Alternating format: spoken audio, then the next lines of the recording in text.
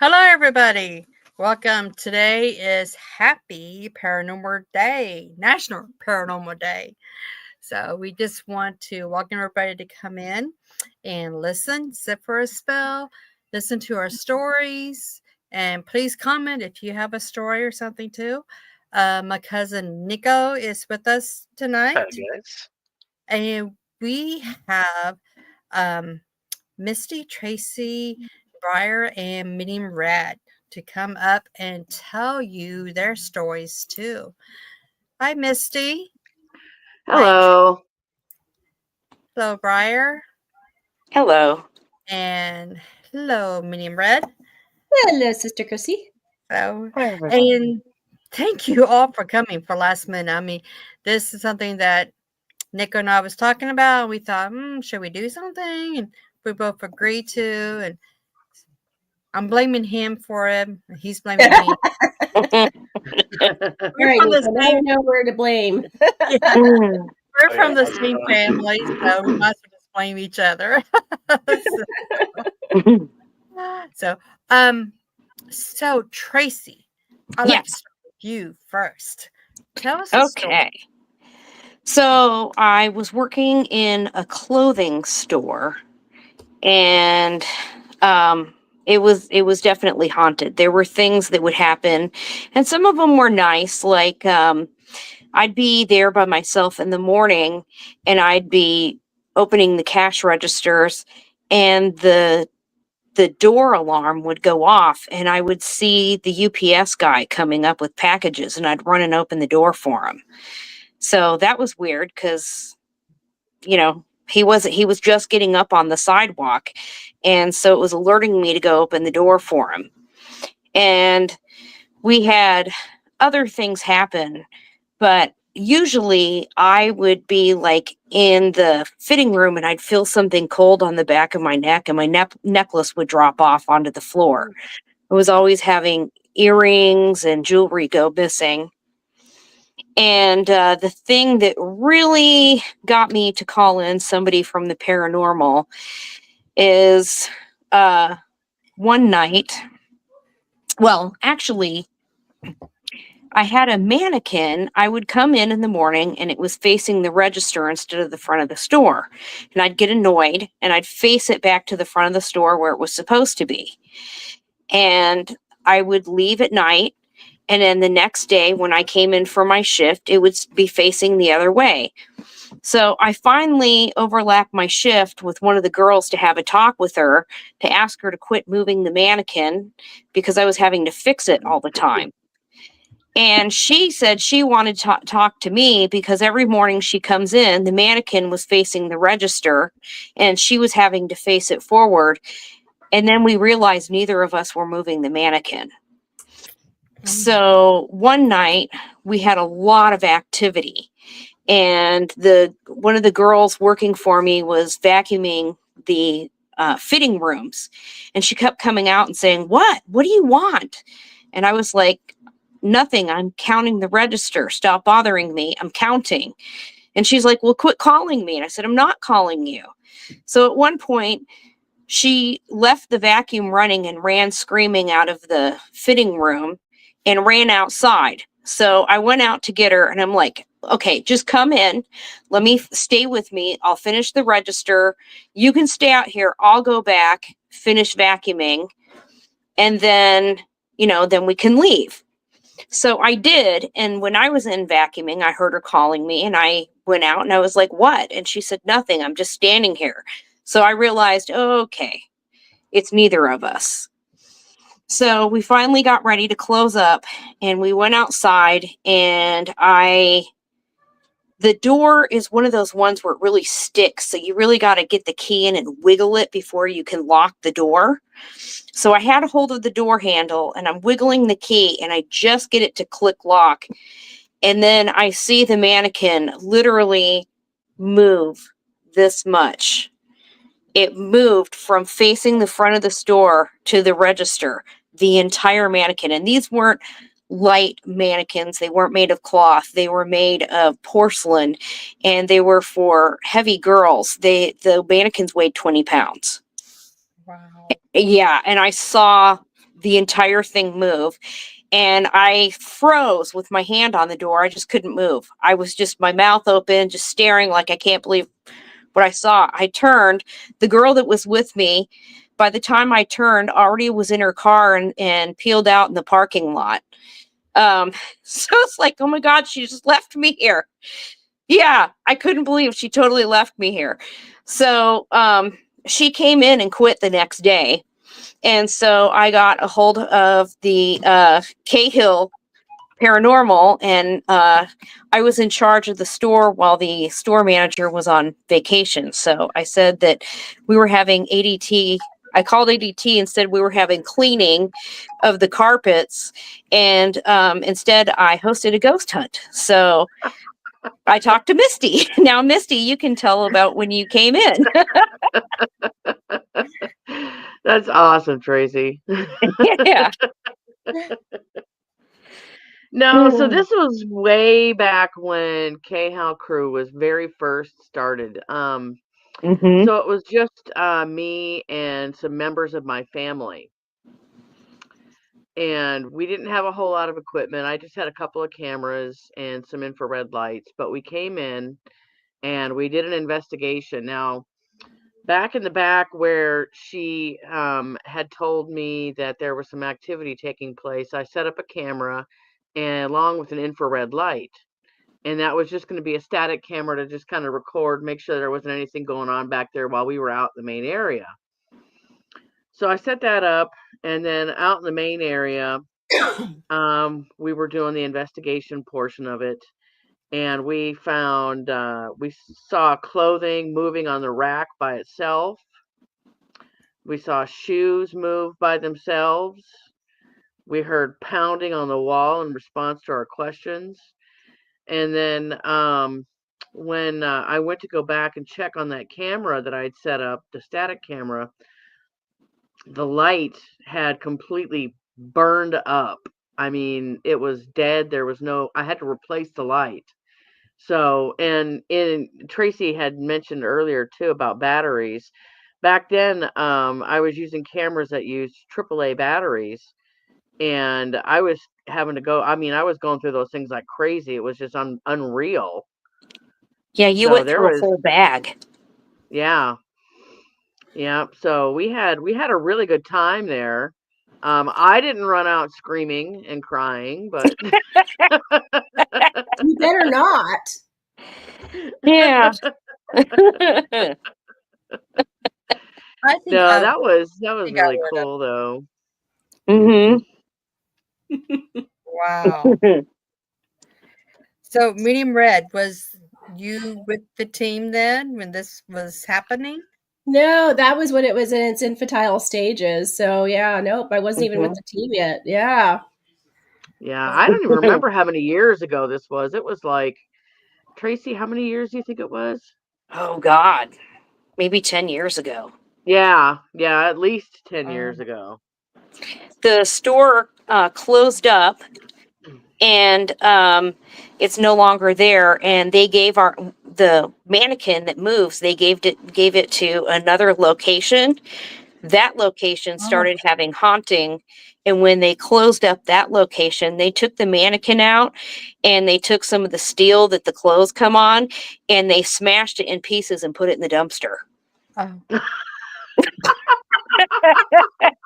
Kind of reminds me of a Chucky moment, you know? Yeah, they Yeah, decided it wasn't going to haunt wow. anyone else. Oh my goodness. Should have sent it to Zach, Goodness. Oh Zach my Baggins. God. Yeah. Yeah, right? Goodness. And put it on display. Yeah. Yeah. Yeah. So, Do you think he'd put clothes on it or would he leave it naked? Oh gosh, Depends I on if don't it was know. male or female. It was a female, very voluptuous, so I don't know. Oh, He well, then might get he slack if probably there would wasn't leave it clothes. naked then. Knowing him, he'd probably leave it naked. okay. On that note, let's go to Nico because it kind of ties into nakedness, I Hmm. say. Yep. So I also have well, I guess you could say retail paranormal experience. So I worked in a adult store that was in the historic part of town. The building was built in 1887. Um, it's a 2,000 square foot adult store, so it fairly large. Um, I was told that it was haunted when I was hired, and I was like, okay, I'm a witch, I'm sensitive, like, okay, whatever. It's an old building. Who cares? I was not expecting, you know, and my shift was from what 7 p.m. to 4 a.m. So like towards the end of my shift, we're in like prime ghost territory, and for the first couple months, absolutely nothing like normal days, and then we had just one night, and it's like 2 a.m. We're starting our pre-close, vacuuming the carpets, and you start hearing things buzzing on the wall, and we don't have any customers in the building, and I turn around to go see where my coworkers are to see if they're like messing with something on the wall. My manager's upstairs in the loft in the office, and the other girl was in the bathroom. So I'm in the front by myself, and there's electronics going off on the wall. Um, Hmm. and these are not if the breeze or the air conditioner bumps them, they turn on. These are press and hold for 3 seconds before this will turn on. Wow. And they're shaking over there on the stand, and I go turn them off. And I was like, okay, that's weird. Continuing to clean, and then uh, we were going upstairs to go get our get our bags so that we could leave. And the the wall that's behind us has marital aids like jumping off the shelves, and it's like probably a 10-foot tall wall with peg posts on them, and you have things coming off of the wall from top all the way down, and we look at each other and go, I saw that, you saw that. And she's like, we called the ghost Frank. And I was like, damn it, Frank, like it's like almost 4 o'clock in the morning, why'd you have to do it now? And so we go pick everything back up, and um, it was kind of my first experience with like a poltergeist kind of spirit. I had done um, like residual hauntings before, and then later I worked with Midwest Paranormal team as a sensitive. But that was my first encounter with a poltergeist spirit. It was super fun. Cool. Wow. Did Frank continue to do that? Like, was it every day? It was like once a week. So he Wow. would like there would be things that happen, but he didn't do big things every day. I really wish he did, but I know that that takes them quite a bit of energy. Yeah. Yeah. Yeah. Wow. That's pretty funny. What was That is crazy what was on cool. the pegboard? Just out of curiosity, what was Uh, he throwing down? Battery operated marital aids. Aha. Okay. And, I was other, wondering if there was a specific thing that maybe he was targeting. So it was like he targeted the electronic wall. okay. And I think it's because a lot of them were rechargeables and things, so Oh, they had a charge, so there's an ambient source of energy for him to pull from. yeah, exactly. Yep. Oh, Wow. that's funny. I was thinking in terms that maybe, he was very Catholic and he didn't like, any sexual toys, What a shame. What a We shame. figured that as like Yeah. Oh that would boy. have been hilarious. Old convent turned adult store. Oh god, I need to see that. Nick. How about you, Sasaka? What do you have for us? I grew up in a witch family, so spirits were no big thing, but mine was my first big actual like haunting piece. So we had been invited out to the countryside, a chateau style estate by an old family friend, and it's one of those places you just drive up and you're like, oh, this is where I'm getting haunted. You just look at one of the buildings. You don't even have to feel anything. You can't even be sensitive at that point. You're like, oh, this is haunted. It's gotta be.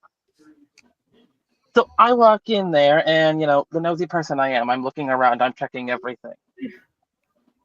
Eventually, they let us walk around and gave us a tour, and we came upon a room they called La Chambre de la Tassiperie, which is the room of the tapestry. It was a grand sitting room and a big old study. It was like stunning but strange. It was one of the only unupdated rooms in the house because they had done a lot of renovations over the years. This was a very old style room, very tall, giant fireplace, stone, very castle like. And on one wall was this giant tapestry, and it was an original tapestry. It was depicted a great battle of sorts. There were soldiers on horseback, snarling hounds, gun blazing. And the more I looked at it, the more it less felt like a tapestry, like artwork. It felt like a memory almost, like something was still happening inside of it. So, of course, we went to bed, and I'm obsessed with this tapestry. I'm dreaming of this tapestry. I become somehow like attached to it. So the first night there, I woke up pretty early or so. I didn't sleep through the night. I had banked in before sleeping, but it just didn't happen. I heard a sound, a faint, low, like dragging sound. Now I was alone on like this part of the wing, so I'm like, oh, okay, you know what? Old house, old noises, things happen. The next day went through okay. I kept thinking about the painting. It was like drawing me, the tapestry. It just kept drawing me to it. The second night was where things started to really get strange. I was just staring at this and looking around the room because it was honestly to me the coolest room in the house. And something in the weave of the tapestry almost shifted. Nothing dramatic or anything, it just enough to unsettle me.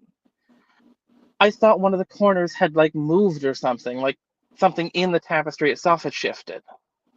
And when I got really close up, they had a little protective barrier around it because it was so old. But when I got as close as I could, something almost invisible that I hadn't noticed before was there. It was a figure woven into the corner. She was like hiding behind a tree watching the battle in the scene.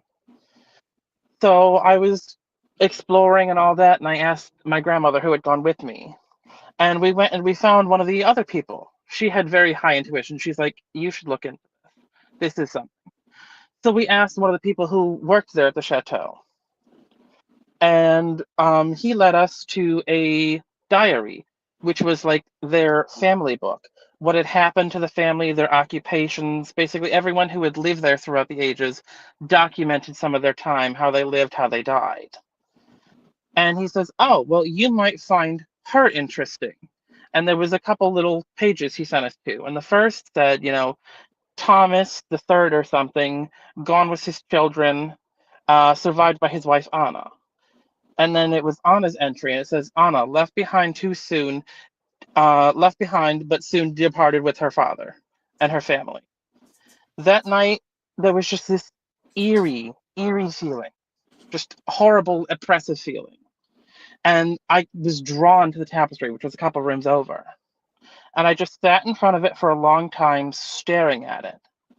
And I don't know what came over me. I knew we weren't supposed to touch it. We weren't allowed to. And I knew that, it was just awful. But I reached out and I touched the little corner of it. And the moment I touched it, it was like my whole body went into shock, like I'd grabbed a live wire. The sounds in the room died. The fire that was in the fireplace, I couldn't hear it. I couldn't even hear my own breath. It's like time had stopped around me. And then from within the tapestry or the wall or inside my head, I just heard this clear voice, like somebody standing next to me. I tried to hide them to protect them, but now all I am is trapped. I couldn't move. The fabric, that I was touching was like warm. It almost felt like skin. It didn't feel like fabric anymore. I ran back to my room and honestly, I cried. I was shaking. It was my first big experience like this. I had never experienced something so in depth. And so the next morning, my grams went with me and we did a meditation session in front of it. And she's like, you know, we are spiritual people. We can hear and sometimes see spirits, but sometimes the silence listens louder than the questions do. You can sit there and ask 100 questions, or you can sit there and see what that spirit has to tell you. And so I listened, and for a long time, I just sat there. And when I came to, I was inside the tapestry. I felt like I was inside the tapestry. It Wow. was a very weird feeling. Everything felt stitched. It felt like a heavy quilt had just been draped over me. And there she was, that girl I saw in the corner of the tapestry. And she spoke to me. And it didn't come from her lips. She didn't open her lips, but I heard her like she was talking right next to me. I had sealed them in to save them, but the walls didn't keep death in the world out. They only kept me in. They've gone on without me. Oh, And I was shell shocked. And I did a lot of research and I asked a lot of people. And finally, I just came out and asked the people who were also, you know, a practitioner family like mine, what's going on? And they're like, oh, you met Anna, didn't you? She doesn't like being seen, but now that you've seen her, you know, you've got her attention. It turns out she was an old practitioner in the family during the War of 1812. She watched her family, her father, her husband, and her 2 sons perish in the war. Oh, And she wow. had desperately tried to save them. So she wove this tapestry in trying to give a living memory of them. And there was such raw power that she wove herself, her very memory, into the tapestry itself, and had ended up doing the opposite. Instead of moving on like her family did, she had literally woven herself into the tapestry, reliving that moment constantly. And I talked with her several times, not a lot of words anymore, but more like an exchange of feelings. And it came to me, and she was so in herself, and she was reliving this moment over and over and over, and she couldn't leave the tapestry. But she said, now that I see you, you can see me. That means the thread has found you too, kin of my kind. Don't make the same mistake that I did. powerful. Wow. Yeah, Wow. it's incredible. Has anyone been able to help her escape the tapestry and go home beyond? We don't talk to them much anymore, but it seems like her life itself was woven into the tapestry. We're not sure if she's really there, if it was an echo of her, but I think it's definitely probably residual energy. some piece Yes. of her was Wow. just reliving this memory over and over and over. It's the residual energy of herself that she's poured into it. So she's physically not there. It's just the energy, like you said, an imprint of herself there.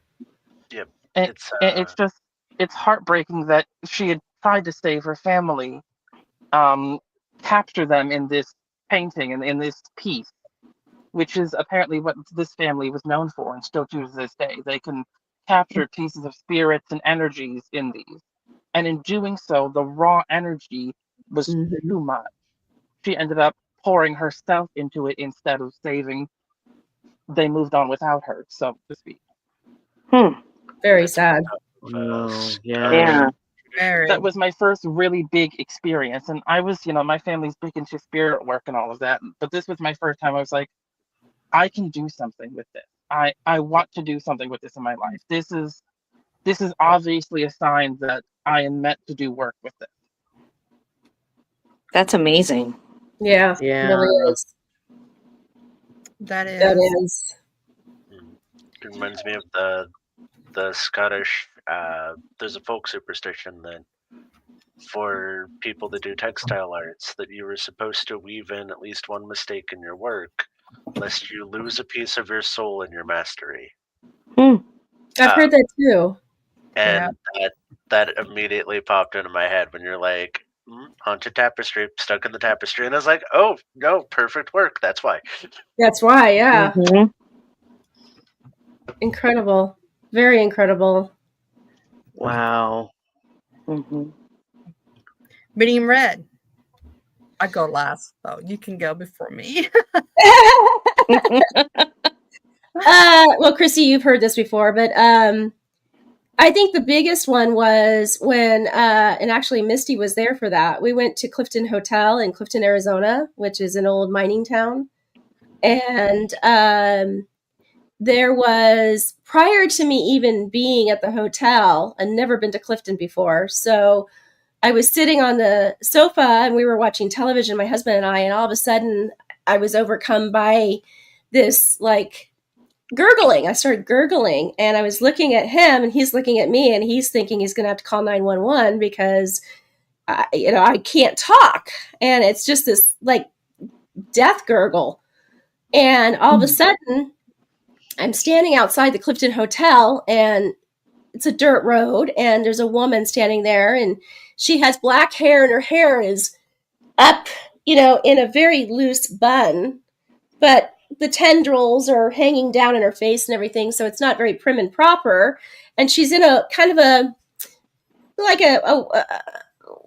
nightgown for lack of anything else, but it's not a prim and proper nightgown. So it led me to believe that she was probably a lady of the night. And all of a sudden she's facing the bridge and somebody comes up behind her and she knows instinctively who it is, but yet she doesn't fight or turn around. And the next thing you know, the hand comes around her chest and just slices her neck open. And literally the only thing that's holding her head on is, it's so descriptively gross, but her spinal cord. Wow. Slumped to the ground and it took her a while to bleed out and die. And so fast forward, we go to the Clifton Hotel to do the investigation. This was a few weeks prior to the investigation, and talking with the general manager there, and she's saying that, they do have the entities there. And I said, don't tell us who it is, but I said, let me ask you about this one. And she's like, oh yeah, that's Jenny, and that's the lady of the night. She was killed in a love triangle situation. And it was that her husband was okay with her being a lady of the night as long as she didn't fall in love with any of her clients. Well, she ended up falling in love with one of her clients. So the husband came in the middle of the night, slit her throat, and it took her 23 minutes to pass. Oh. So back in the hotel, there is and sorry guys, I'm going to have to take sips of water here because I have a sinus infection again. So I'm like, I don't want to cough. But anyway, so she, one of the public restroom for the women's bathroom was her room. So we went in there at 11:15, and I said, this is the time that's like the bewitching hour for her death. And she's still present there. She's waiting for validation and vindication for her husband to be picked up and tried. He got away with it. So we went in there and I channeled her and asked her to show me her death. Well, I should be a little more precise in how I asked that because she literally took over. And all of a sudden I'm standing and then I had to sit down. And the next thing you know, I'm bringing my legs up to my chest. And the next thing I know, I just want to put my head down on the concrete. And all of a sudden, all the blood is draining. I can feel like the tingling feeling in my fingers as if there's like you've been sitting on your hands and they've lost all feeling. They're tingling and it's going up my arms. It's in my feet. It's in my legs and everything. And finally, one of our team members said, get her out, get her out. So they came in and they pulled me out. And one of our other team members started taking a photograph of me. And I looked like I was white as a ghost. I mean, I had no color whatsoever.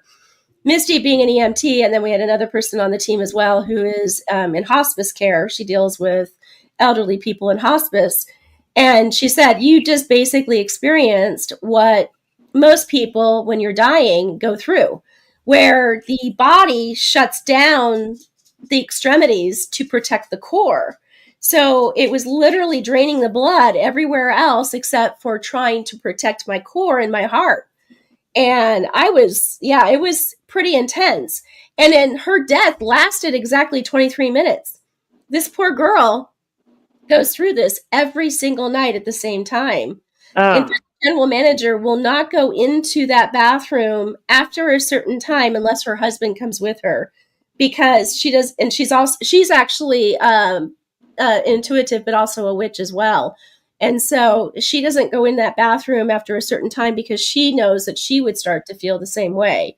And so she goes in before or she goes after to go to the bathroom. So, but it was pretty intense. Poor thing, every single day at the same time relives her death over and over again. And of course, this happened in the 1800s. There's no way to find out whether her husband has passed on and was he arrested or not arrested. The way she speaks of it is that he got off. I mean, he literally did not pay for her death. So in her mind, until that vindication happens, she can't move on. And it's sad, very sad, because she literally sat with her body after she passed. She sat with her body. Her body wasn't found until the following morning, like around 10 o'clock in the morning. So she sat there with her body the entire time and didn't know what to do. Oh, So wow. very, very sad, very sad. But yeah, her husband slit her throat and she slowly bled out. So Yeah. terrible. Yes, that's Yeah, that's horrible. What are you the going to say, Clifton Misty? Hotel. The Clifton Hotel is something else. It really is. It really is. I have a special Our place first, in my heart for that one. yes, definitely. Our first trip there, we had done a seance, and during the seance, a painting came flying off of the wall and almost hit another investigator in the head. Wow.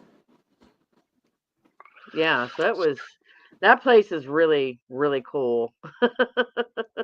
The entities that are there are very friendly, but if they don't like you, they will make it known. Yep. If they find that you have even the ounce of nefarious in what you're doing, they will tell you to get out and it gets dark. It'll get dark. Oh, Very wow. quickly. So it's interesting how it's almost like, and like I tell Shell all the time, she's basically Samantha and her husband Tim is Jay from that TV show called The Ghosts. Where it's Samantha and Jay that own that little hotel and they've got the resident ghosts that are all living there. Yes. That's Shell. Oh man. Wow. What about you, Chrissy? Oh, what about me? No. Other than you're fabulous and beautiful, I mean. I got so many. I'm trying to figure which one to say. We used to live in a haunted house. Seriously.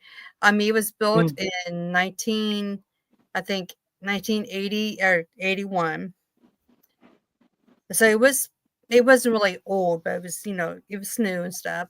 I think we moved in 86, and we didn't have nothing happen. Then all of a sudden, right after our second baby was born, my husband started seeing like demon eyes, like red eyes following him around, black blobs and everything. And then one time I was cooking spaghetti. So we had spaghetti sauce. It was an empty jar. Nobody was around there. It was just me actually. And I think my husband was working or something. And then it was on the stove. And then all of a sudden it just threw across the room. Just poof, right across the room. And it's like, what the heck? And I didn't know what to think. So I'm just like, okie dokie. So if you are here, please be good, be nice. I'll be nice to you. If you want spaghetti, I'll leave you a plate of spaghetti. Just, stop with the activity here. And then years later, and what the black blob kind of came back different times. And the only person who actually saw it was my husband and his friends. Every time I walked in the room, it disappeared. It was like it was afraid of me or didn't want me to see it or something like that. I really don't know. And when my kids, well, I should say when Amy and Amber was probably 3 and 6, an old woman used to sing Amazing Grace and Silent Night. Oh, oh And wow. I remember they used to say, Mom, Mom, Mommy. So I would go up there, listen, and you can hear very faint an old woman voice singing the song. And it's like, you kind of, put your ear up against the wall. It's like, where's that coming from? It's like all around. It's like a surround sound. Wow. That was kind of freaky. That was kind of freaky. Yeah. Yeah. One time when my husband and I was in bed, we had like a cowboy. I mean, he was shaped. You could see his hat and everything, and he had his boots on because he can hear the spurs. Kind of go around. And our bed right in the middle, you can feel the footsteps right in the middle of the bed, and then he will jump off the bed onto the floor, and you hear his boots, clanging on the floor, and walking away, and just kind of fade away. And my husband and I were just looking at each other like, okay, we didn't see that. We didn't hear that. Good night, And then probably 2, 3 hours later, we feel somebody jump on the bed. Thought it was a cat or a dog. But it was this cowboy again, walking on the bed. We can see the footprints. And then all of a sudden he just like went to the wall. It just disappeared. So yeah, that was kind of freaky. That was kind of freaky. That's scary. The house was just, I don't know. I mean, a nice house, brand new house. It was just haunted somehow.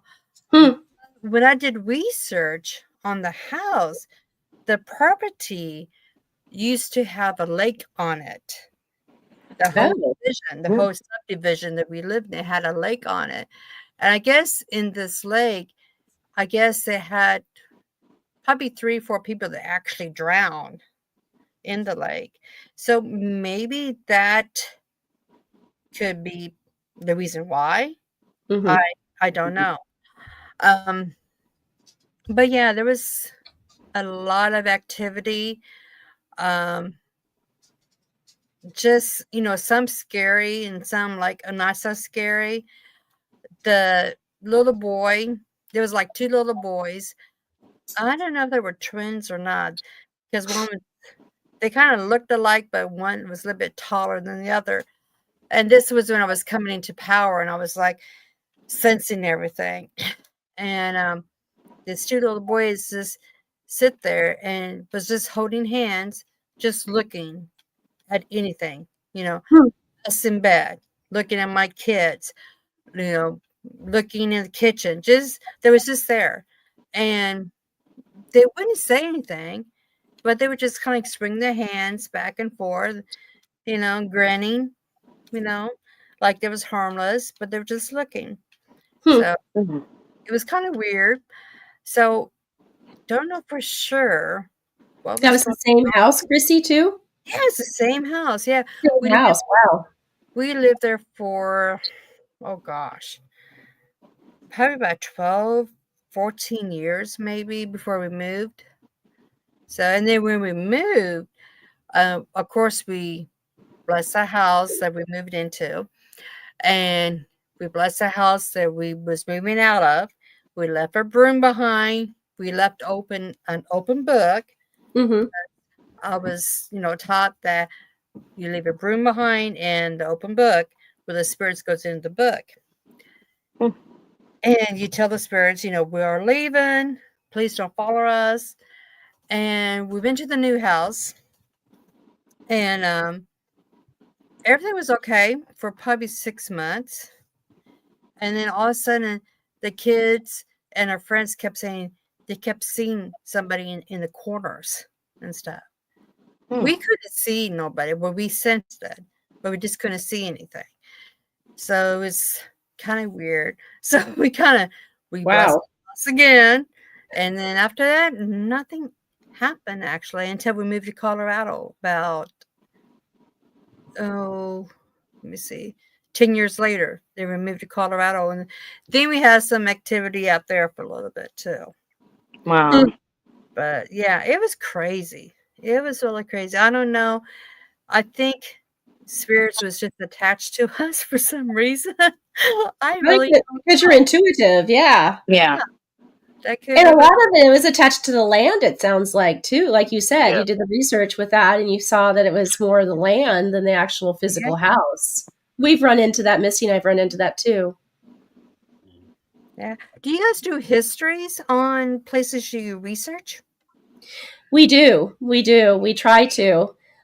We also Yeah. try to figure out as well if somebody has died in the house as well. You know, oftentimes, I mean, the most recent case that Misty and I went on, which was really interesting, was it was a twofold interesting aspect because the woman was experiencing a man in the house, and I did determine that there was a gentleman where she lives. The houses are similar to one another, and this poor gentleman had died. Well, he hadn't died in his house, but he had been taken away in an ambulance. And then, as when he passed away in the hospital, he had made a pact with his wife that if she were to go before him, she would look after him and be present in the house until he died, and vice versa. Well, he died first, and he wandered, and it was something about a tree in the front yard. There was two houses literally like within a block of each other that looked very similar. The trees were similar to one another, and he had dementia, and he had wandered. When he died, he had dementia. He wandered into the house not realizing that this was not his house, Oh, and was very upset that this woman and her husband was in the house and couldn't figure out why. And so Misty and I went in and we blessed the house and everything. And I had a conversation with him. His name was Mitch, and told Mitch, that he needed to go down just half a block down, and that would be the house. But then the other part of it too was Misty had her electrician's meter, and this house was spiking high electronic, what do you call it? Yeah, Field, it was high EMF. EMF. high Yeah. EMFs. It was So, coming off of all the lamps in the house. so what it was doing was it was heightening her senses, and then after Mitch had left, she kept thinking that he was there, but it wasn't him. It was the high EMFs. But yeah, it was a kind of a dichotomy, which was really interesting to see that we've never encountered that before. But now it's kind of an automatic. We walk around and go, is it a spirit, or is it just high EMFs going on in the house? So very strange. Wow. We're going to take a quick break, you guys, for about 1:49. Perfect. Then we're going to regroup. So the audience, just stay put. Okay.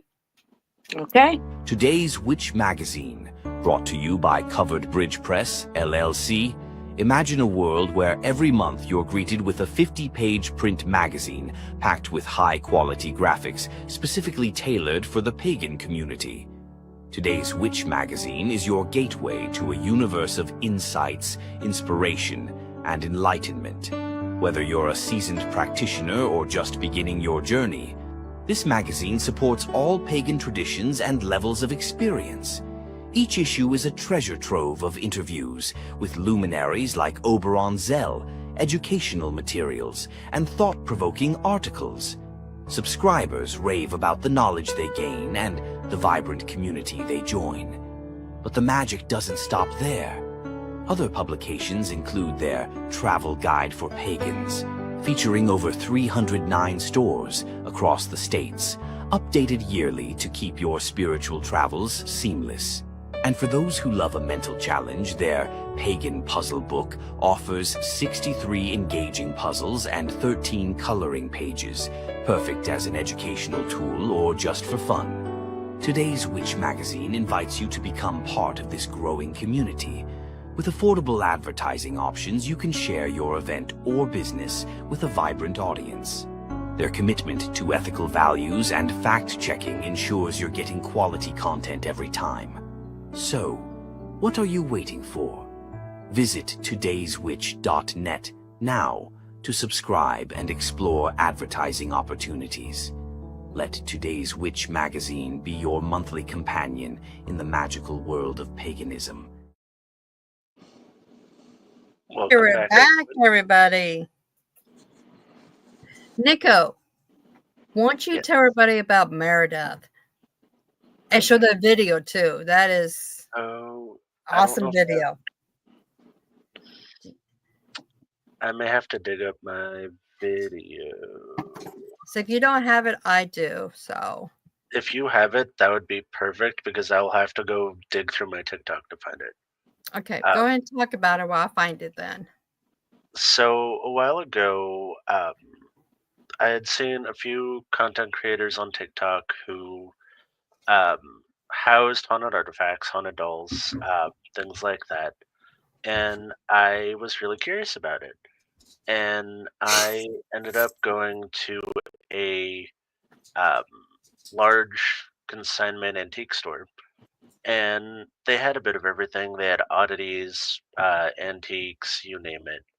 Um, and there was a booth in the back that claimed to be like an oddities and paranormal shop, and they were selling medical equipment like toe tags, and then they had a wall of categorized haunted dolls, and they're from different time periods, and they're labeled like this is supposed to be the spirit's name, and the activity that they present with, and then linked was their YouTube, and if they had captured any evidence while they had the object.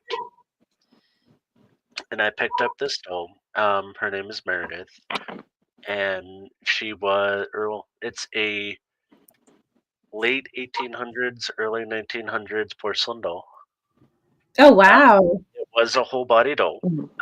and I had some. I didn't, or had some initial activity when I picked her up. I kept getting the image of like a small girl in a nightgown, um, and I was like, okay, a spirit attached to it, no problem. I'm a witch, it's fine. So I put her in my cupboard and um, bless and ward it, and think nothing of it. Like, well, I'll make some content out of this, and it'll be really cool. Well, I started having paranormal activity, as you would expect. Mhm, My room is on the second story above our garage, mhm. and I was hearing knocking on our window. Well, on my bedroom windows, and I'm 9 feet off the ground. So that unless you're pulling out a ladder, there's no way you're knocking on my window. And I was like, okay, weird. Well, the next night, I felt something run across my bed. But I have cats, and initially I thought it was my cat, but it was like two legs, like a toddler running across your bed. Hmm. And I have Wow. no children. Like it was like this doll was running across my bed, but I know it's shut in this cupboard. Hmm. It was okay, creepy. I don't like that. Yeah. And especially because like this isn't a warded cupboard, like blessed, it's in a spirit trap. Like you should not be doing anything. So I talked to my cousin about it, and we get this idea that let's do a séance. And so we got on a live stream and pull out a spirit box, and we're talking to this doll, and it tells us its name's Meredith, and that it really likes my cousin. And it's Hmm. like, well, this is around the time where I found out about remote paranormal investigation and spirits crossing through technology. And so we had this really cool seance. There's a video of the doll moving, which we have on video, where we're talking to the doll, and the doll's whole head turns and then it falls over. Oh, wow. Oh. Uh, and then we saw that and we're like, okay, no, we're done. Like, thank you, we're done for the night. And we go through, and it's like, okay. I go to bed. I slept fine. I wake up with like the worst migraine of my life. Like I feel like somebody hit me with like a 5-pound cast iron skillet, and Excuse me. my phone's blowing Excuse up. me. Whoops. Did that doll just move? You Yes. might I want like to to use back. need my glasses. Let me play that again. It kind of came up and it's like, oh no, Yeah. I don't want you up yet. But okay, Yeah, we hang might wanna on. back that up from the beginning. Okay, hang on. Okay, ready, you guys? Yeah, go for it. Okay. Let me remove and add it. Okay, here we go. Excuse me. Excuse me. Oh wow. Did that doll just move? Yeah, it's the Yes. head. Wow. Okay, I did you like guys this. see that okay? Yep. Saw it. Wow, that's incredible. So let me play it again. Just Yeah, 'cause one I more like- time. Crazy. Yeah. Excuse me. Excuse me. Did Ugh. that doll just move? Say no to dolls. Yeah. Yes, they Yes, know. I know. It gets worse. That's So, awesome, Nico. um, I thought initially I thought it was a benevolent spirit. It's just a little girl. The story that she had given me is that she was the victim of a older man, and he had strangled her. Oh my And god. but later I found out that so after that seance, I wake up with a migraine the next day, and I get messages from everybody that watched the seance initially that um, my cousin Amy woke up in the middle of the night to a presence strangling her Oh. and pulling her hair. She said that it looked like the thing from The Grudge coming across the floor. Wow. Ugh. Now, Another Amy is my daughter. Okay. We're cousins. So to continue with that night, Wow. came up to my bedroom. He goes, Mom, come downstairs and sleep with me, please. I don't blame her. I don't. I know. Because her husband, he sometimes he's gone during the week on a job. And I'm Right. like, Amy, you'll be fine, honey. You'll be fine. You know, no, Mommy. She goes, Oh yeah, that doll. come and sleep That with doll me. mess So I is slept rough. with her for 3 nights. I slept with her. I hate that doll so much. Yep.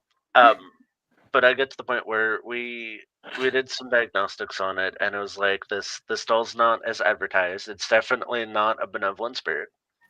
And we kind of determined that it was um, the doll body is a soft body doll with porcelain limbs and a head, and so the center's stuffed.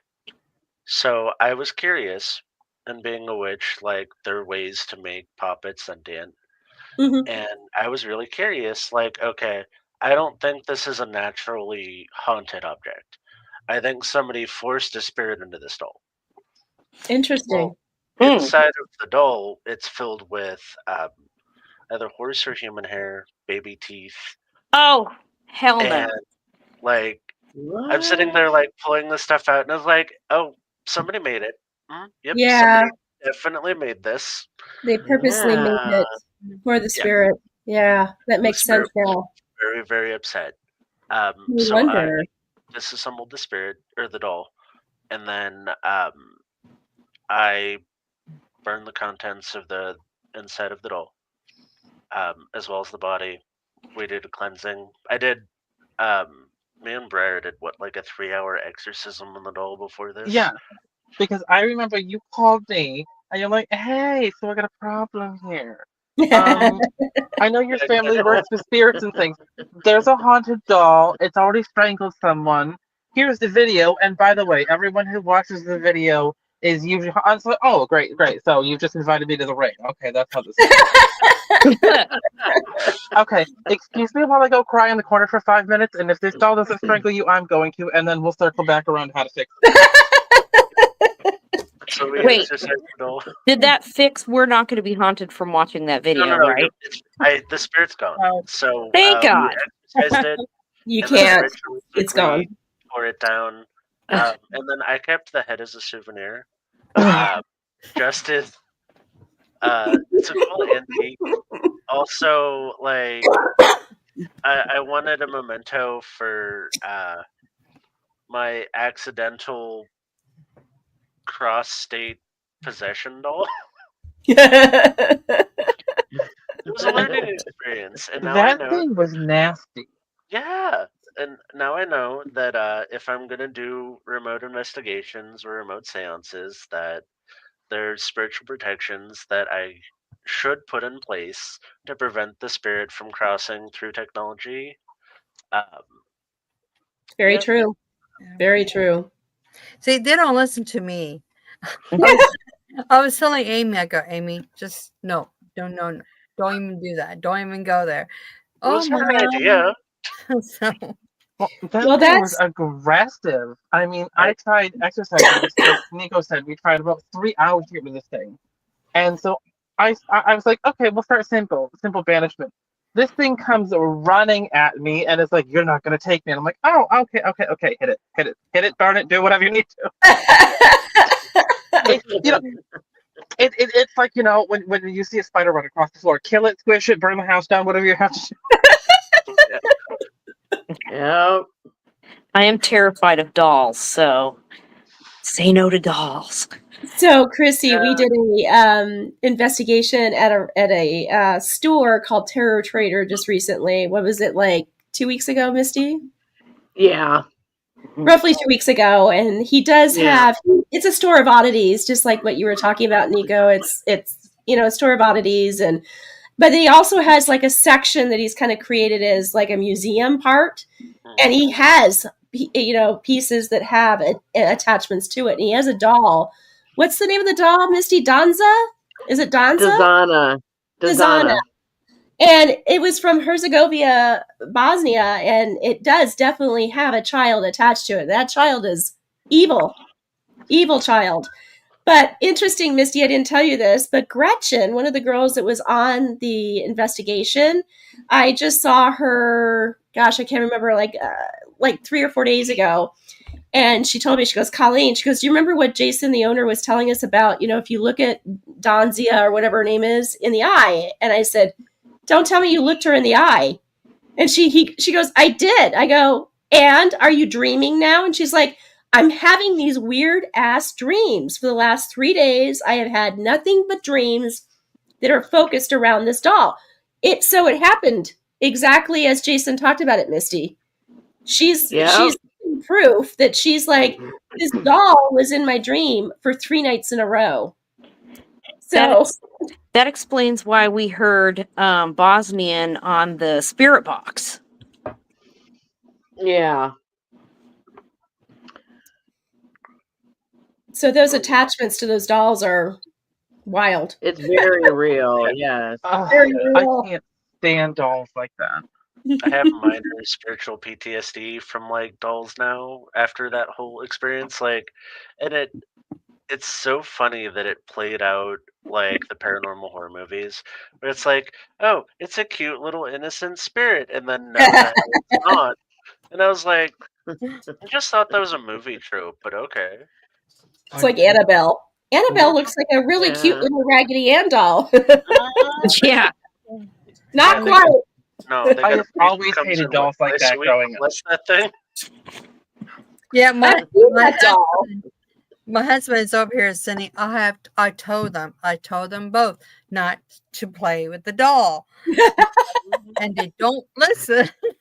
He's like, so now they will listen to me, I hope. Dad, I know what I'm doing. I learned all Hi, my Chris. lessons the hard way. Hi. I love Bug. Yeah. I have always disliked dolls like that. Like I said, I grew up in a witch family. As I put it, my great grandmother, my Grams, had the world's first nanny cam. She had those dolls laying around, and the eyes were all made of obsidian.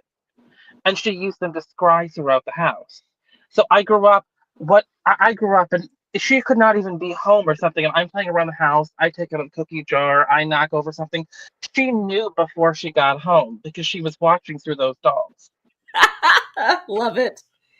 Wow. It's not a nanny cam. It's not a nanny cam. It's a nanny doll. Yeah. Wow. Well, that's like that doll Peggy that Zach Baggins has, if you don't say, he's got her locked behind glass. I've seen Annabelle in real life and I've seen Peggy in real life, and I'll tell you, everything is true about both those dolls. You can just feel you can feel it. Totally. I haven't seen Annabelle in real life. Ugh. Zach had her for a very short period of time, and then Ed and Lorraine Warren's son took her back because Zach wasn't playing by the rules. And so they actually even show this in the show, him coming in and taking the doll back away from Zach because you're not supposed to touch the doll. And for some reason, Zach just likes to provoke it. And so he was like trying to reach out and touch the doll, and he did. So Annabelle's gone.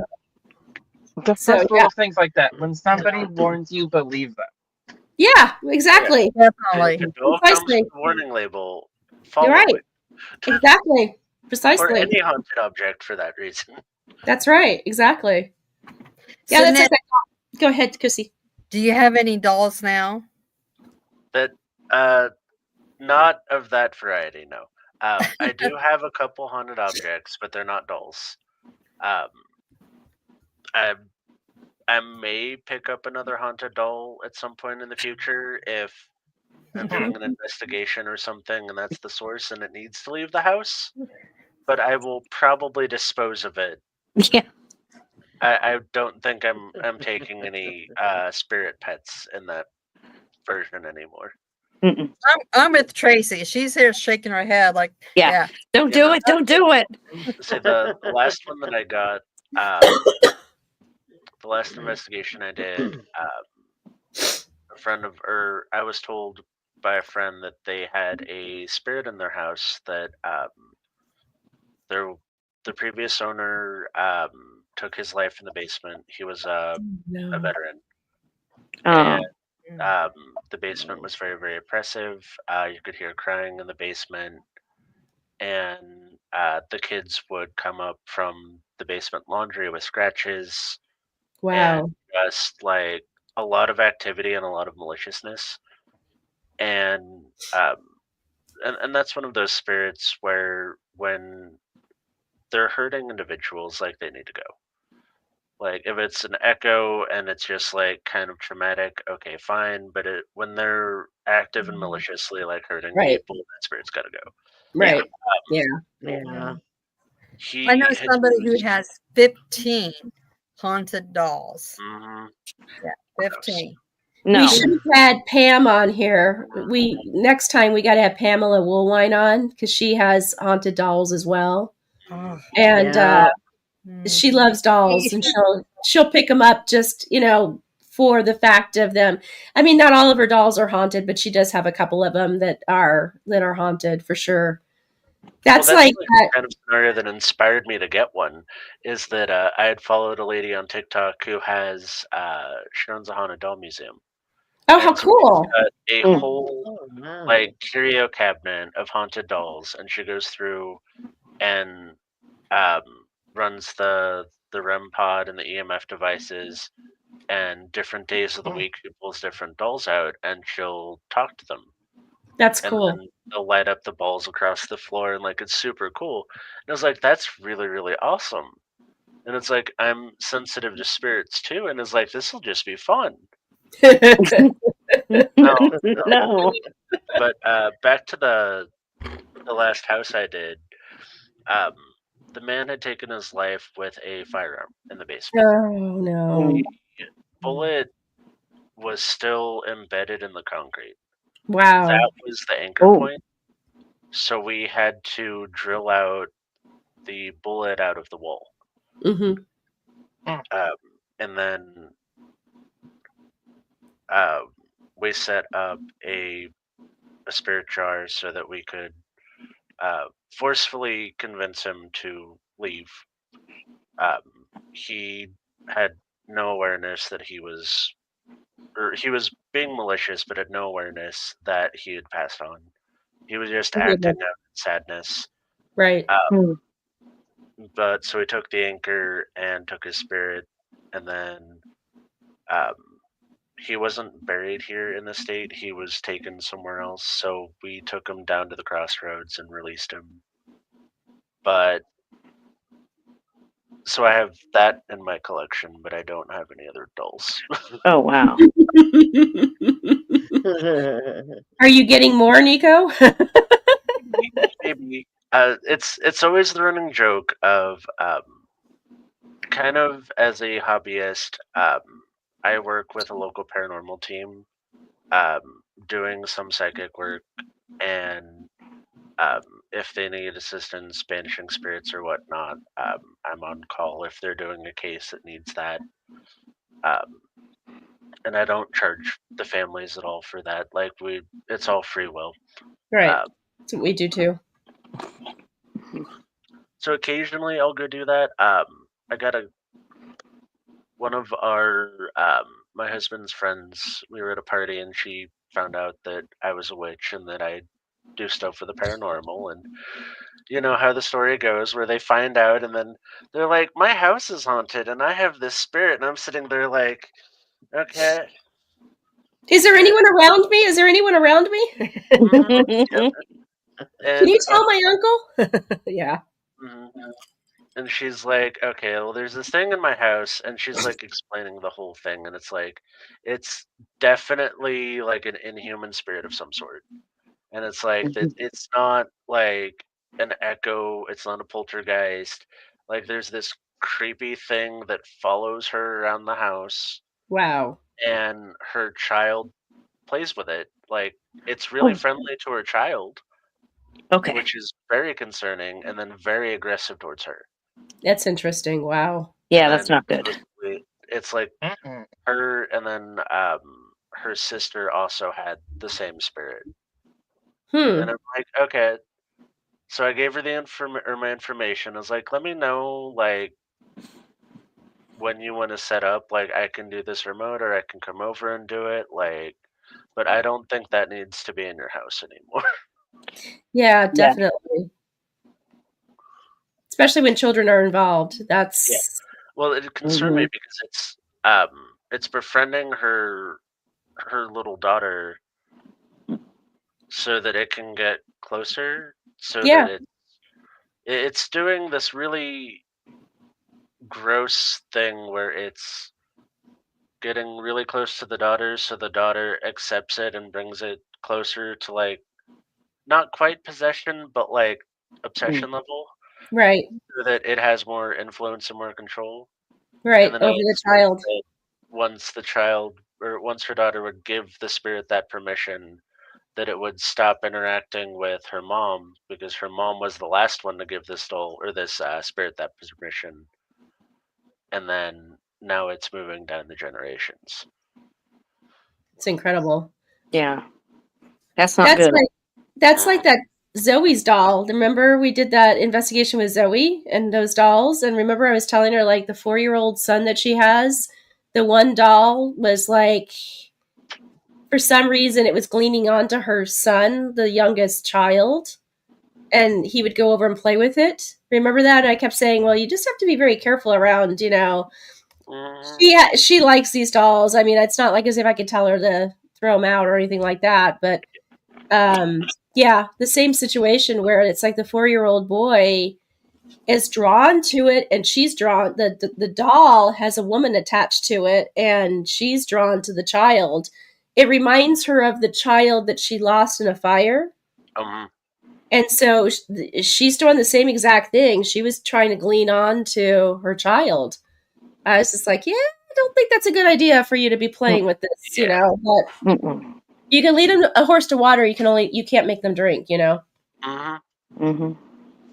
So again, the warning label was there, but yeah, crazy. Just say no to dolls. Yeah, general consensus. Unless you're working with,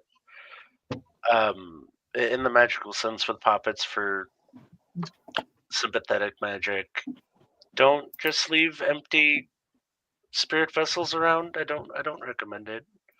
Like lock that doll, like bless it, splash some holy water on it, whatever your tradition and faith calls for. But I don't like the idea of leaving an open door like that around. Yeah, it's not advisable. Totally. Crazy. Very crazy. I would, yeah. No dolls for me. No. I have a Mrs. Beasley that I did buy because I used to have a Mrs. Beasley when I was a kid, and So did I. it got lost somewhere. So I bought another one a few years back. That's probably the only one I do have, besides my Winnie the Pooh collection. That's it. Aww. But I had a no Mrs. Beasley doll too. dolls. I loved it. But nope, no ceramic dolls or porcelain or anything. No, if somebody would buy me one, I would just give it to the Goodwill because no, I don't want nothing to do with it. Well, that's like one of our friends in the paranormal world. She also, not Pam, but another woman that we know, Debbie. That's where she picks up all of her dolls. I can't. What does she have, Misty? Like $70 or something like that? Oh. I think it's more than that. It might be. At one point in time, I thought she said 70. Maybe it's 700. I don't know. But I think it's a couple of hundred. yeah, I think you're right. Depends on the kind of spirits. Yeah. Like that either sounds like it'd be a great time or my personal hell. Try and sleep with that many spirits in your house is. That's some We Are Legion kind of stuff. And one of our residents Exactly. was a doll lady, and her spare bedroom, she had it set up with a bed and everything, and then the other 3 walls are all bookshelves with antique porcelain dolls. And they're all staring at the bed. And I was a housekeeper, and this was just after the experience. For like the following week, oh no, I have to go clean this lady's room, and I had no idea about the dolls in her room.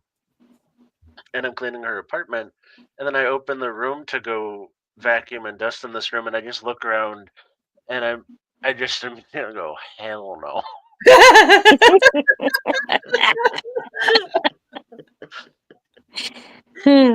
Oh, get somebody else to clean the room. Yeah. Luckily, hers weren't haunted. At least, thankfully.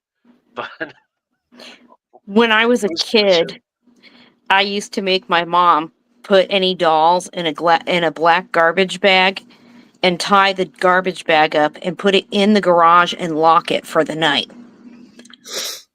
Because I couldn't have dolls in the house. I don't blame you. I did it when I was little. Smart. Mm-hmm. Yeah, smart girl. That's called survival. That's not even superstition. That's survival instinct. Right? Survival tips.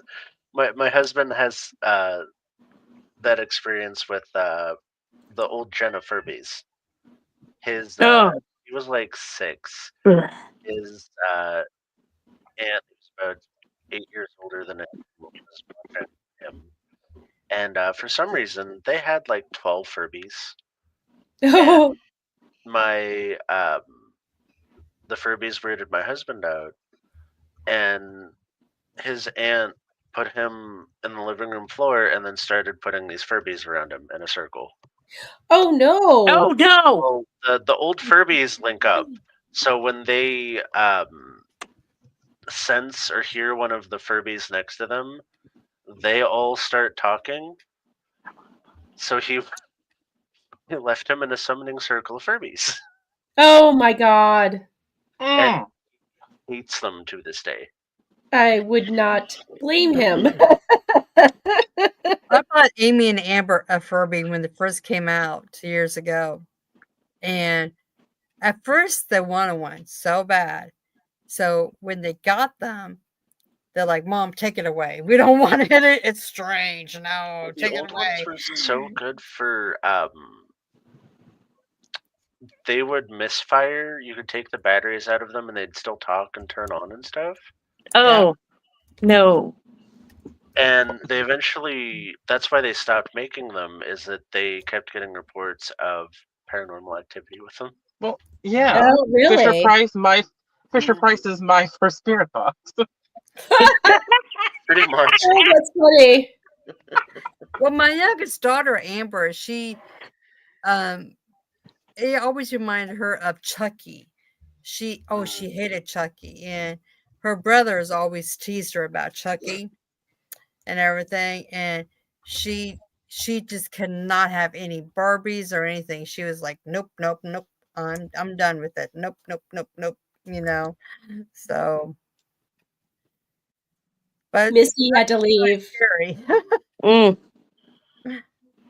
Yep, Missy is Missy gone. had to leave. Yeah, she had to But take off. So we will have her back when we interview you guys, Kaha, probably next month or so. yeah, Yes.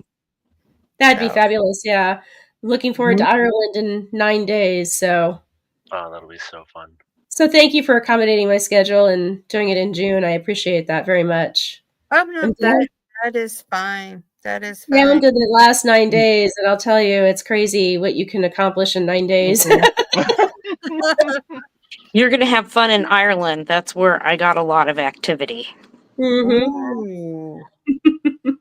You have to tell us all about it. We just have to have like a podcast just I would around love to, your especially. I'm going to go to Cork, and that's where the longest stretch of time that I'm spending is in Cork because my family's from Cork, and I have a friend in Cork that's going to show me around too. But so I'm like, I told her, I said, I hope you don't mind. I want to go to some cemeteries and find my relatives so I can talk to them. And she's like, okay, I'm game with that.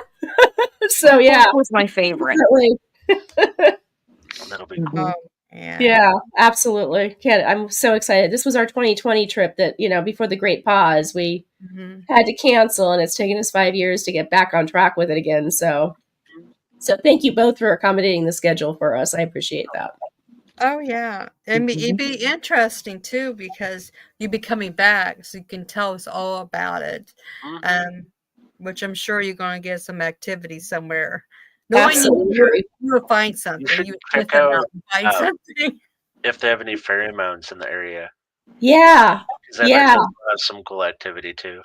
Well, I was talking to Sherry Ann about that too. I was like, I gotta definitely find that for sure. So I think Cork has a fairy mound or two, at least. say that again, Nico. I think Cork has a couple fairy mounds. Oh, good. Perfect. Correctly. You could feel crazy energy. It's like circles coming out. We're going to the Hellfire Club on the way out of Dublin towards. We're going to go from Dublin to Connemara. So we're cutting across the country from east to west. And so I told Tim, my husband, I said, we're going to go to Hellfire Club. He goes, what's that? I go, don't worry about it. Just put good walking shoes on. He's like, I have a sneaky suspicion that there's something paranormal that's happening there. And I'm like, your suspicion is actually very accurate. So yeah, I've tried to keep the paranormal activity stuff that I want to do to a low roar, but he knows it's going to happen, that I'm going to be looking out for it. Sounds like me when I'm planning a vacation. I'm sitting there like, okay, so what kind of like metaphysical stores are in the area, and like what weird, like strange things can I get into? Exactly. I'm like, food, alcohol, fairies, paranormal activity. I'm golden. Oh yeah. Just what a woman wants. Exactly. No I'm excited to roses, hear no about candy. What's that, Chrissy? Said no roses, no candy. Give us the Yeah, good no. Mm. Give me the hardcore stuff. Yes. Oh, yeah. Yeah, so thank you guys for accommodating our schedule for that. I appreciate that very much. No problem. No problem. We're excited to have you on. It's going to be on Behind the Witch's Veil, but of course we'll be streaming to, PWI investigation with Sherry, Drew Scottish blog with Drew. Oh, love it. So yeah, and within the cauldron, so to be podcasts all around. So. Perfect. Well, that'll be hopefully Misty, Marianne, me, Betsy. Yeah, so that'll be good. Thank you again. That's awesome. Looking forward to it. Yeah, we are too. We are too. That's one thing we like about podcasting. It's just it's diversity. We instead of doing just witchy stuff or interviews with authors, we like the unique, the unknown. Paranormal, UFOs, aliens. Unique lifestyles, vampires. So I like that. Need to put you with Pam Woolwine. We talked about, you saw that she was on the message a little bit.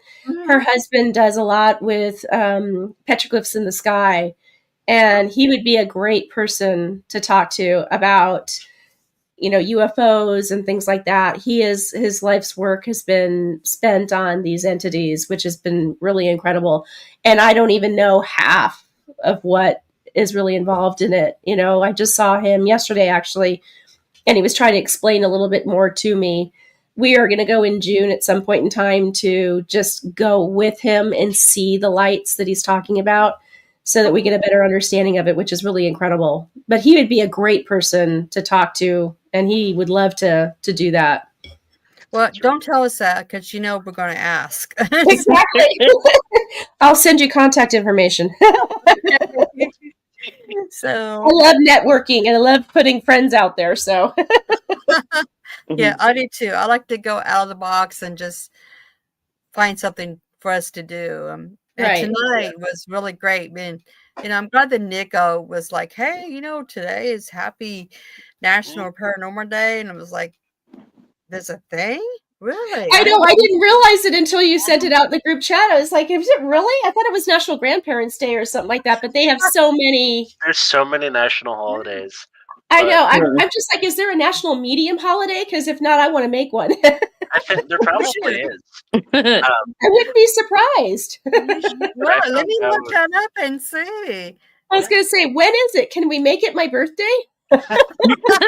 There's a way to submit. Friday the 13th, so it would be, apropos. There you go. Well, I'm looking it up and see.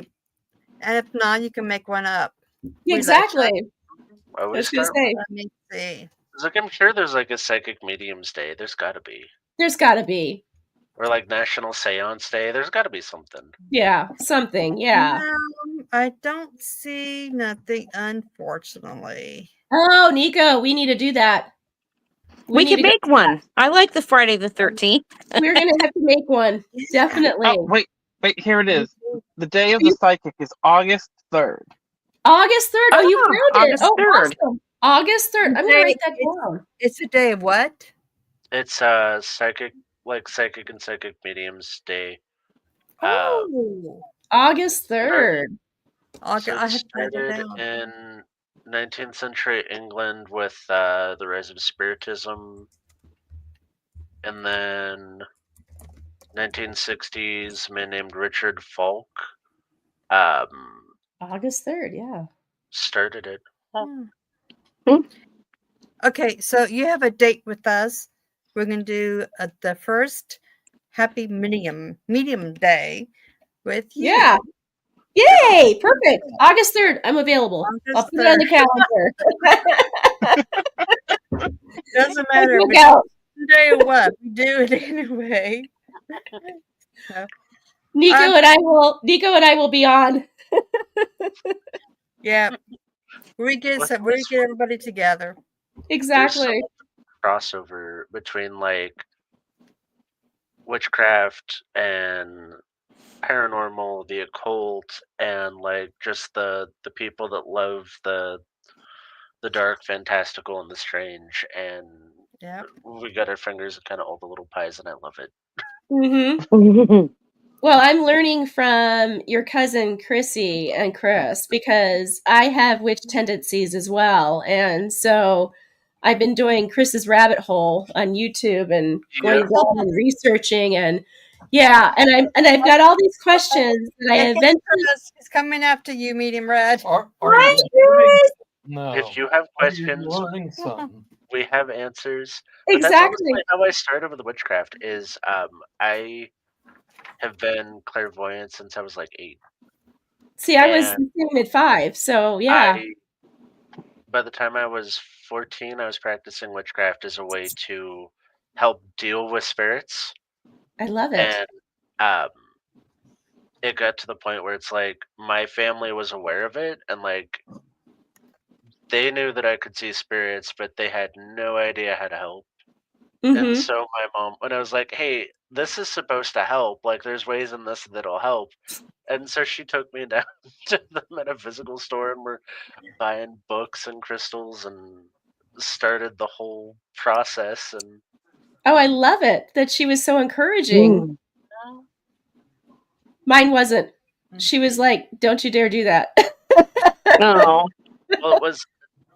I hit a point where I saw my grandfather who passed away when I was 1, and I watched this man. I was asleep on the couch and woke up, and then I see this man standing at the end of the hall next to their room, and like clear as day. And I'm describing him as like he's kind of like bald. He's got the horseshoe. He's in a flannel long sleeve shirt and slacks. And then he looks at me and he takes his teeth out and puts them in his shirt pocket. I love it. And he walked into their room, and I told my mom about it, and she's just looking at me like, there's no way in hell you know my dad in that much detail, or the fact that he took his teeth out because he hated his dentures. Mm-hmm. And after that point, she's like, whatever you see, you saw. Yeah. I might not see it, but there's no way that you know that much about somebody you've never met Right. and not see them. Yeah. Well, that's the same way with my grandfather. I did the same thing. That was my playmate when I was 5 years old. And like my mom came into the room, Christy and Chris know the story because I told it to them on this podcast that I did recently. I would play with him. He was my playmate because my brothers were 10 and 11 years older than I was. So I didn't really have any siblings to play with. So I would play with him and I would play Cowboys and Indians and we would do all sorts of things and tea parties. And my mom came in the room one day and heard me talking and she's like, "Who are you talking to?" And I go, "Pap Pap." And she's like, "He's dead." I go, "I know." And she's like, "Well, you can't play with him." I'm like, "Yeah, I can." And he's right there. And I'm pointing to him. And she's like, "You need to stop that. You can't do that anymore," because she's highly Catholic. And I just said, "Okay." So I looked at him and he looked at me and he goes, "We'll come up with a nickname and then she won't know any better." So it was okay for me to play with an imaginary friend. Yep. It wasn't okay for me to play with my deceased grandfather, which I still did. I just called him a different name. She's like, "Who are you playing with?" "Oh, my imaginary friend, Hockey." I had a similar experience growing up, but it was the opposite. I grew up in a big witch family, but it wasn't like we were very into the craft. At least about half the family were. Mhm. But it's not something you talk about. It was just another part of daily life. I'm making Right. tea. I'm performing my morning ceremony. So I was playing with spirits and other children in the neighborhood and where we lived. We grew up, and I didn't know half of them were dead until I was like 9 or 10. They're just like, "Oh, Yes. that's it. That's Aunt Belinda. She just comes and goes as she wants." And Right. it's like, and it's the thought wasn't in my mind that, oh, I'm seeing spirits, because we weren't raised like that. We were brought up in our coming of age ceremony at 12. Mm-hmm. So it's like they wanted us to follow our own path until we get there, come to the conclusion ourselves. Right. And so it's just like I saw these people, and my friends were thinking I'm crazy because there's all these people I don't know have already departed. They're just around the house. Right. Mhm. And then And we couple had a that. lot of bound familiars and stuff around the house too, and spirits that worked with us. So there's all these things wandering around the premises that half the family sees and the other half doesn't. That's wild. Oh yeah. And then on top of it, I see auras around people. Yep. And so it's like, I can totally see auras, and couple that with auras. And then, of course, I can talk to dead people, and then and as I told Chris and Chrissy, it's like, I try to be a good witch, but there's oftentimes I'm human that, it's like, oh, that, energy ball starting. And I'm like, okay, I need to calm down a little bit, Oh yeah. So, My mentor had a bad habit of fixing people. If their was out of whack, she would sit there and do energy work and fix their energy without asking. oh no. Oh no. It'd be one of those where it's like that somebody comes in and she's like, "This person just feels Hi, Chris. like there's No, Velcro and on them." Who? this is a picture of him What? with his aura. Yeah, I remember that picture. That is awesome. That's cool. Yeah, and there's another one too that I will find here. It just comes up by himself. It's like, why is it coming up? I love that picture. That is so. And when you showed that to me last time, I was like, that is incredible. Yeah, it was when when I took the picture, I didn't even notice it. And then we was just looking back at pictures that day. It's like, oh my God, look at that. That's incredible. Yeah, the second one that you showed me that was Chris too. That's incredible too. Yeah, I'm trying to see which one. There it Nico, is. they did that too with me when I was telling Chrissy and Chris that we have a show that we're doing in Tombstone. Yeah, that's wow. This one. I love that one. That's my favorite. Yeah. I have a similar couple of pictures where it was like 3 different people took photographs of me in this building that had a lot of paranormal activity, and you clearly can see my spirit guides like totally like coming through me. And there's like literally 5 lines literally coming through me. The director of the show was like floored. He's like, "What is that?" I go, "Those are my spirit guides. That they're totally, and it's not like an aura. It's like they're literally intersecting me and going out of my body." It was wild. I love those photographs. Yeah. I'll have to send it to you. I'll send it to Chrissy and through Messenger so you can see them. 3 separate people and 3 separate times, 3 separate people. One with a camera, one with a cell phone, and I think the other one might have been a camera as well too. Wow. So it's like you can't debunk it by seeing its light. And so yeah, it's pretty incredible. I'll send them to Christy so you can see them.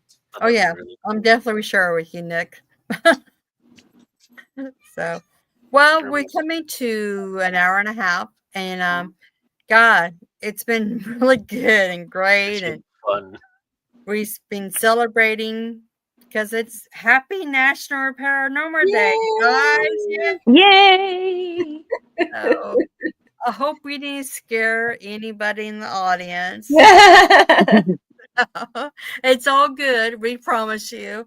Exactly. But if you do get scared, call on Tracy's and Meeting Red's team. They will come and help you out in a mess. So let me see. Before we go, let me see. I want to.